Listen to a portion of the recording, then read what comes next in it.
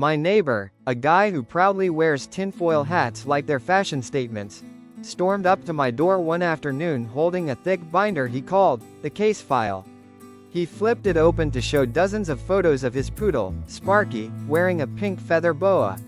Then he accused my new 5G Wi-Fi router of broadcasting unnatural frequencies that were altering his dog's behavior. He said if I didn't switch back to my old router, he'd sue for emotional damage to his pet. When the police called me later about his complaint, the officer was clearly trying not to laugh. "Sir," he said, "apparently your Wi-Fi has been accused of mind control." Early one morning, I got a call from a local cop who sounded seconds away from cracking up. He told me a neighbor had reported an ominous creature watching her home. 2 officers came over, looked toward my living room window, and there was my 15-pound ginger cat, Cheeto, sleeping peacefully in the sunlight. Turns out, the woman had called 911 because my cat's menacing stare made her feel unsafe. The officers took one look at the snoring furball and said, "Yeah, case closed." Across the street lives a man who believes the city curb in front of his house is part of his private kingdom. Every time he leaves, he puts out 2 huge orange traffic cones to reserve the spot. One night it was the only open space left, so I moved his cones and parked. Seconds later, he came sprinting out, shouting, "That's an extension of my property's aura." I pointed at the painted city line and said, "Buddy, auras don't count in zoning law." He didn't laugh. My downstairs neighbor complained that I walk too loudly. The problem? I work from home, wear slippers, and barely move from my desk. A week later, I found a note under my door, a handmade, stomping timeline. It charted imaginary noise spikes and even claimed my ritual hour was 2:15 p.m. It ended with, "Please be more mindful of the vibrations you're sending." I was tempted to start tap dancing out of spite. We share a fence with a neighbor who decided to paint his side a blinding neon green. He used a spray gun on a windy day. By the time he finished, our patio, furniture, siding, and his poor cat were all flecked in green. The cat bolted into our yard, leaving radioactive-looking paw prints across the deck. He called it artistic expression. I called it a mess with fur. My neighbor works night shifts and practices his DJ sets when he gets home. Around 3 a.m. it's not even music, just one endless bass drop on repeat. When I finally confronted him, he opened the door wearing massive headphones, yelling, "I know, man, this beat slaps." He had no idea the entire building was vibrating like a subwoofer test lab. Our neighbor hated our giant oak because she claimed it blocked sunlight from her award-winning flowers. When we refused to cut it down, she went full villain mode, caught on camera at 2 a.m., pouring 2 gallons of salt around the roots like she was casting a curse. Her excuse? Nature has to make sacrifices. So does my patience. We were hosting a small backyard barbecue when our miserable neighbor leaned over the fence holding a hose. He sprayed our grill, extinguished the flames, soaked the food, and calmly said, "The smell of food I'm not invited to is emotionally distressing," before walking back inside. I emotionally distressed him with a few words I can't repeat. The kids next door kicked their soccer ball against our wall all day. We politely asked their dad to have them play elsewhere.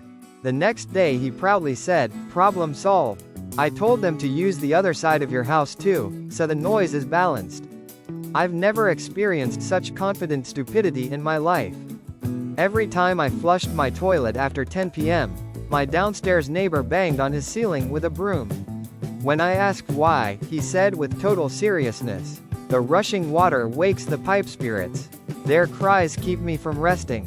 Please flush before dusk." I almost flushed right then, out of spite for the spirits. I lent my neighbor my brand new lawnmower. A week later he returned it dull, chipped, and covered in sticky tar. He left a note. "Great machine. Doesn't cut asphalt very well though. Might want to sharpen it." He tried to mow his driveway. The woman across the street is obsessed with lawn rules. I once saw her on her knees with a ruler measuring my grass height. She even filed a complaint with the city, claiming I violated code 4B by a quarter inch. The inspector looked at my yard, sighed, and said, "Some people shouldn't own rulers." One morning, I found a garden hose stretched from my outdoor faucet all the way to my neighbor's inflatable pool. When I confronted him, he said, "Your spigot's closer. It's more efficient for the environment if I use yours." I told him stealing water isn't a form of recycling. My next door neighbor is a dumpster diver who proudly calls herself a freaking artist. She started creating installations in our shared hallway, a tower of yogurt cups one week, a mobile of old sneakers the next. When the landlord told her to stop, she accused him of suppressing post-consumer creativity. We just wanted to walk to our doors without stepping in expired dairy. My neighbor turns his house into a Christmas carnival, starting in October. 20,000 flashing lights, a rooftop sleigh, and speakers blaring Jingle Bell Rock on repeat. When I asked if he could turn the music off at night, he said, "The spirit of Christmas never sleeps, neither should joy." Tell that to my insomnia. I had a rose garden I'd spent years perfecting.